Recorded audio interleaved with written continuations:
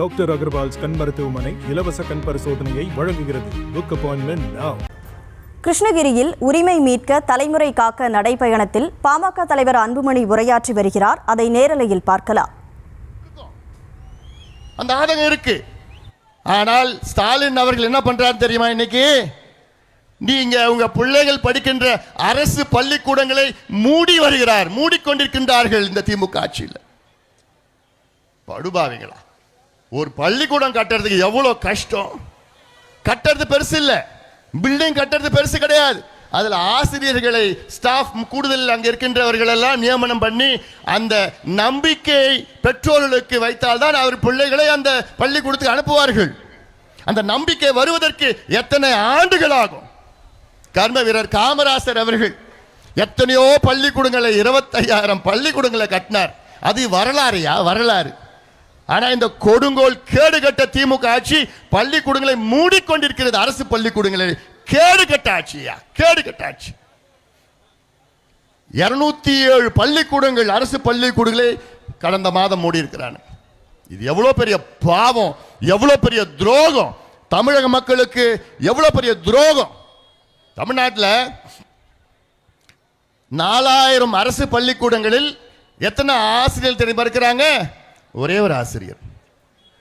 5வது வரைக்கும் இருக்கிற பள்ளிக்கூடம் 4000 பள்ளிக்கூடம், அதுல ஒரு ஆசிரியர்.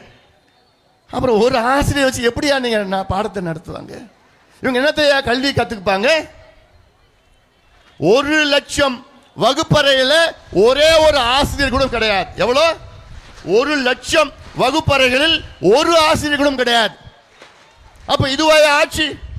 இதுவாயா நிர்வாகம்? இதுவாயா கல்வித்துறை? என்னையா கல்வி நடத்துறீங்க நீங்க? அதே போன்று 10,500 உதவி ஆசிரியர்கள் இருக்கின்றார்கள். 10,500 மொத்தம் 10,500 உதவி ஆசிரியர் பணியிடங்கள் இருக்கிறது. அதில் 9,000 இடங்கள் காலியாக இருக்கிறது. 10,500 உதவி ஆசிரியர்கள் பணியிடங்களில் 9,000 இடங்கள் காலி இடங்கள்.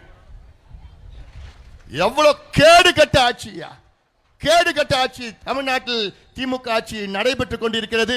இதற்கு நீங்கள் முற்றுப்புள்ளி வைக்க வேண்டும். முற்றுப்புள்ளி வைக்கணும். வைப்பீங்களா? என் தம்பிகள் முடிவு செஞ்சா போதும், என் தங்கைகள் முடிவு செஞ்சா போதும். இதெல்லாம் நிச்சயமாக ஆட்சி மாற்றத்தை தமிழ்நாட்டில் உறுதியாக நடைபெற்று ஆக வேண்டும். இல்லைனா தமிழ்நாட்டில் உள்ள பெண்களே, உங்ககிட்ட நான் கேட்கறது என்ன? தயவு செய்து திமுகவுக்கு வாக்களிக்காதீர்கள். ஏன்னா உங்கள் பிள்ளைகளை பற்றி ஞாபகம் வைத்துக் கொள்ளுங்கள். உங்கள் பிள்ளைகள், பேர பிள்ளைகளுடைய வாழ்க்கை பிரச்சனை இது. இது ஏதோ ஆட்சி பிரச்சனை கிடையாது. இது யாரோ யாழ் ஆளணும் ஆளக்கூடாதுன்னு கிடையாது. தமிழ்நாட்டுடைய பெற்றோர்களே, பெண்களே, தாய்மார்களே, உங்கள் பிள்ளைகளுடைய எதிர்காலத்தை நம்பி நினைத்து பாருங்கள்.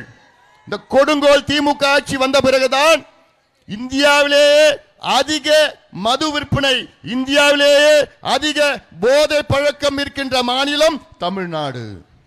இந்த கொஞ்ச நாள்ல தமிழ்நாடு பேரை மாத்த போறாங்க. தெரியுமாடா? தமிழ்நாடு பேரை மாத்த போறாங்களா? என்னன்னு கஞ்சா நாடு ஆக்க போறாங்களா?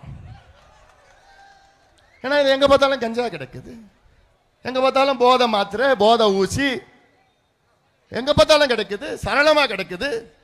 ஸ்டாலின் அவர்களுக்கு அதை பத்தி கவலை இல்லை. ஏன்னா அவங்களுக்கு எல்லாத்துக்கும் காசு வருது. யாரு இது விற்கிறத? யாரு? திமுக தான் விற்கிறான். டாக்டர் அகர்வால்ஸ் கண் மருத்துவமனை இலவச கண் பரிசோதனையை வழங்குகிறது. Book appointment now.